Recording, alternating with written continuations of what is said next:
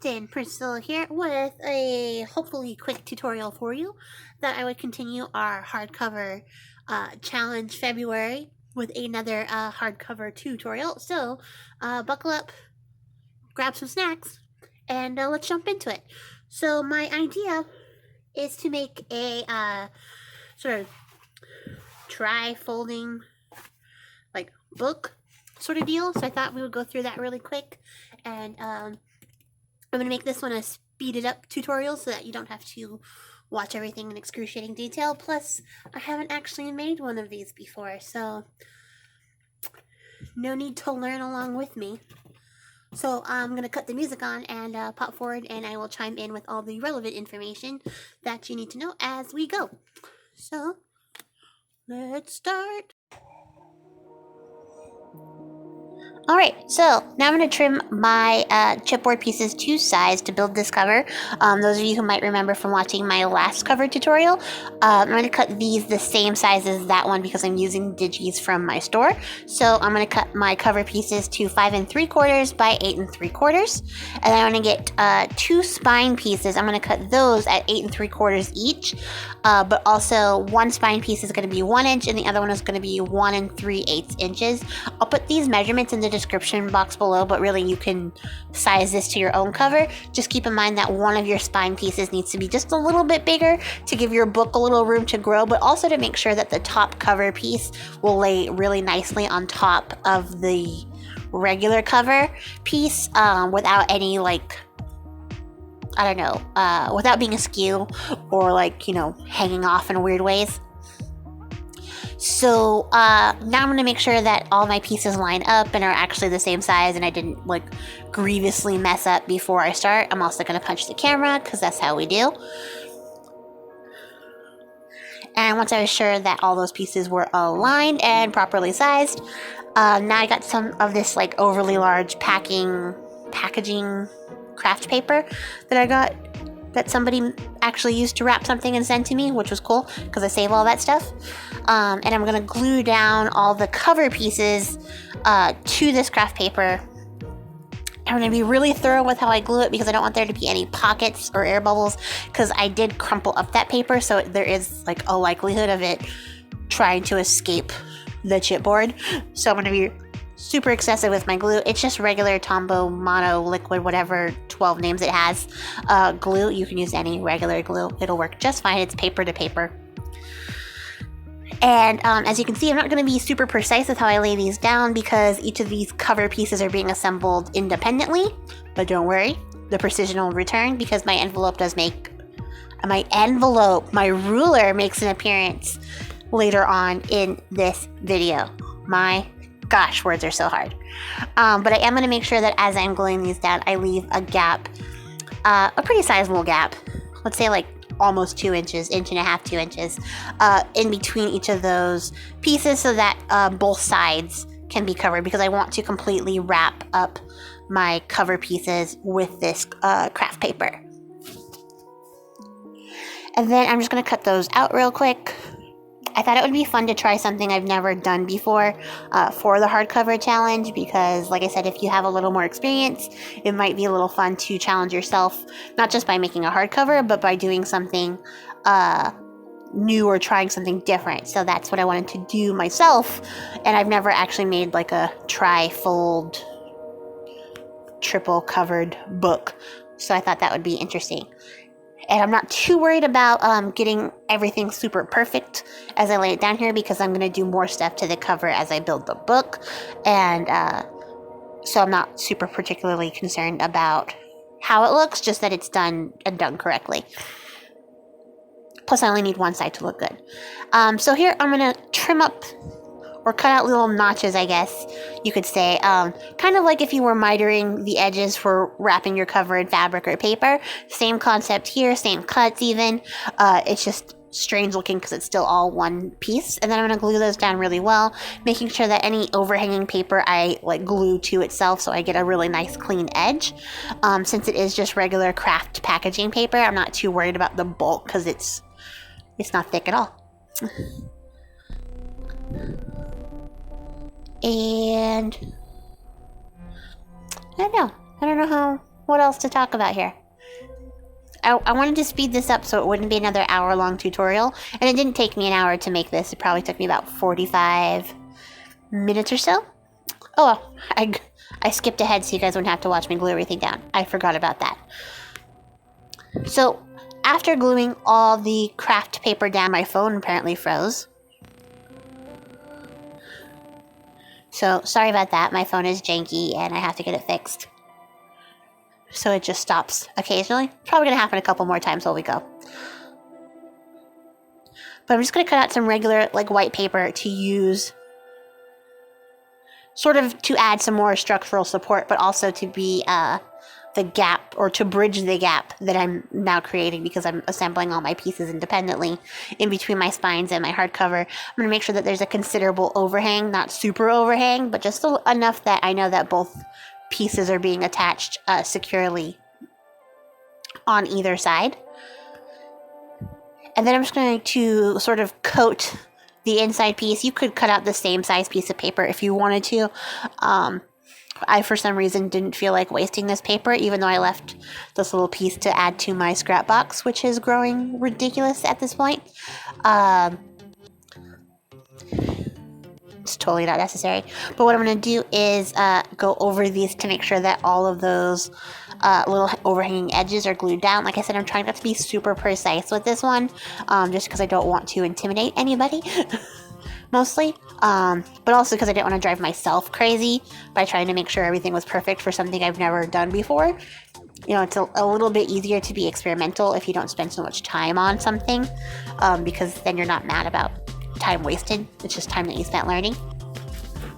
So that's why I kind of took this sort of cavalier approach to building this cover, and I'm really happy with how it came out. So that was sort of a perk. I always like when experiments turn out well.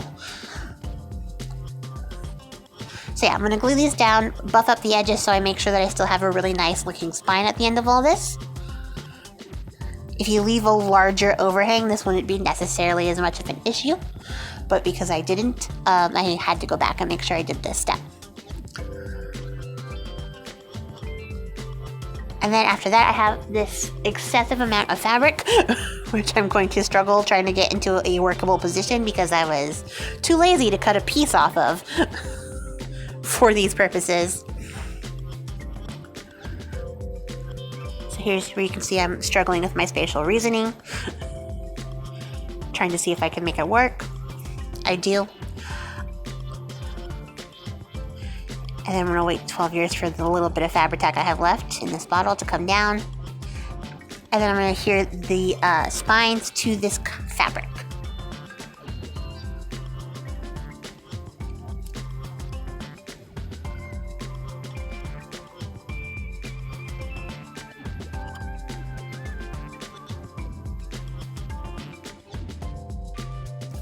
And here I'm pressing down really well because I want to make sure I get a really good adhesion and make sure that everything is in there like securely. And then I had a debate with myself about how I wanted to attach the paper to the fabric. I changed my mind later on and used regular glue.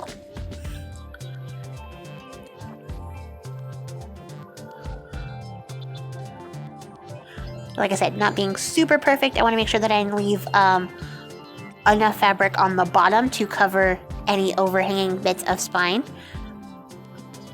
which sounds weird out of context, and top, the bottom and the top as well. Should say complete sentences, no one sounds so weird. And then I'm going to trim these apart and then cut off that little extra bit on the fabric where they put all the colors and information or whatever.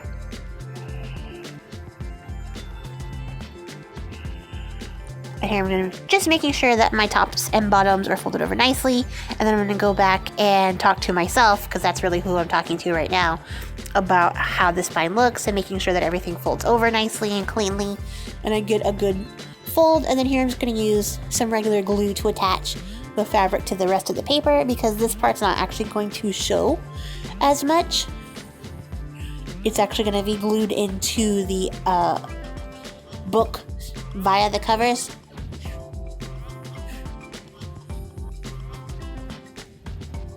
but I do want them to stick, so I am going to like burnish them out and make sure that I get a really good adhesion, because I can't think of another word for gluing.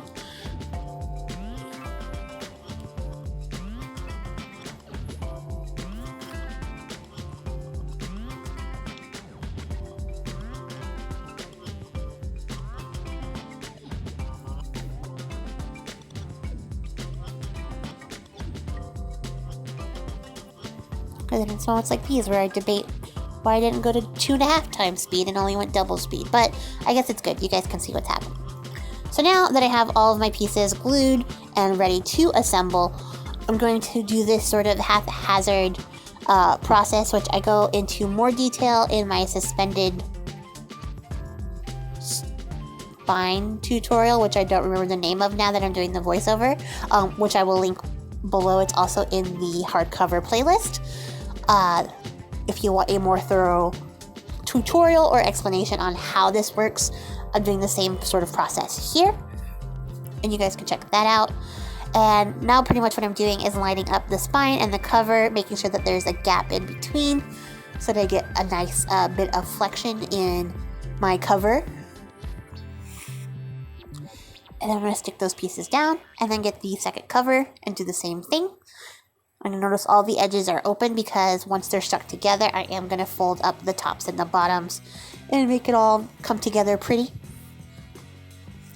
But once you have the first bit of the spine down, the first half down, you can go ahead and glue up the top and bottom and get yourself like a nice little hem going so that it's easier to line stuff up.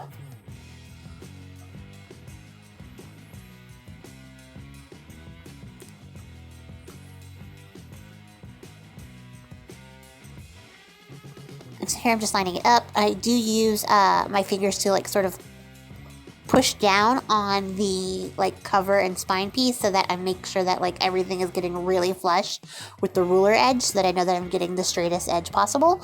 There's my head for no reason because I had to get closer to see the thing that I actually wasn't looking at very closely. And then I'm going to go over those gussets just to make sure that they're worked through a little bit before I move on. And then we're going to glue that little top piece of fabric down. And make sure that I get any like overhanging bits of fabric glued inside. So that's going to hold the spine into the cover and give us a really flexible cover to work with. We're going to repeat the same thing for the third piece. And it doesn't really matter what order you glue your spine pieces in because you can turn it around or whatever.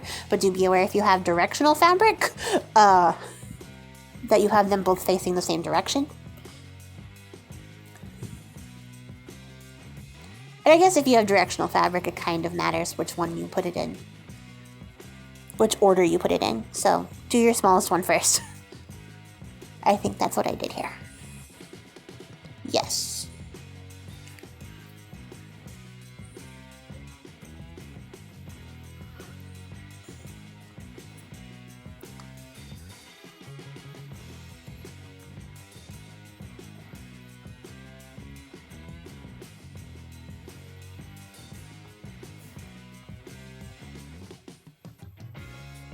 Alright, second verse, same as the first.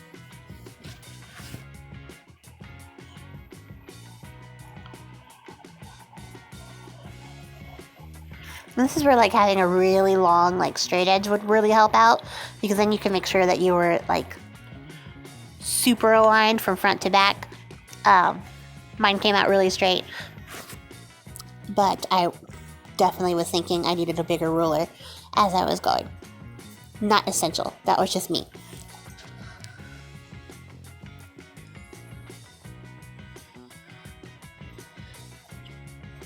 Okay, so now that I have the spine pieces glued down, I can go ahead and start gluing down the rest of that overhanging craft paper. So here I'm going to finish up the mitering that we started. Could you have cut all these pieces from the beginning? Sure. Did I? No. Either way, it works.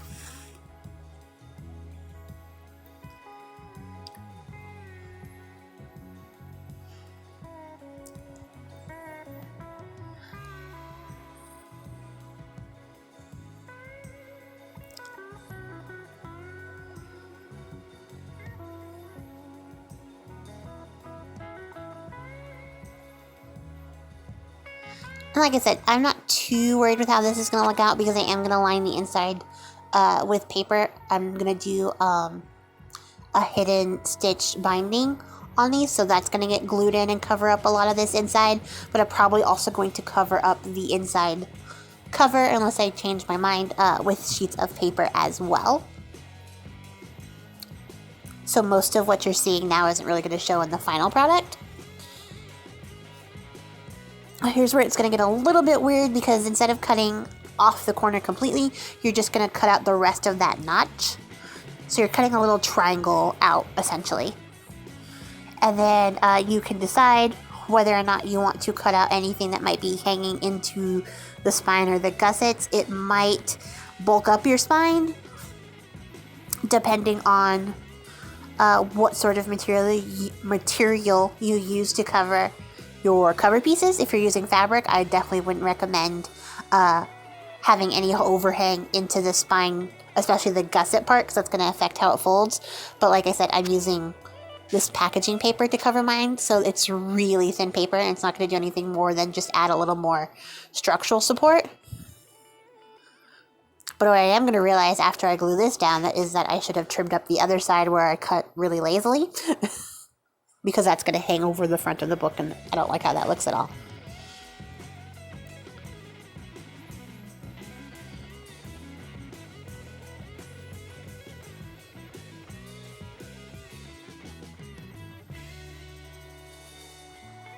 And then I'm just going to burnish all that out and make sure that everything is stuck down really well.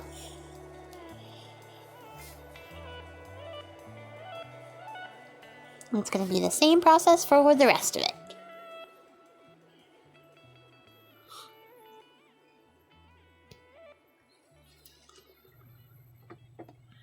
Okay, so there is our finished trifold cover.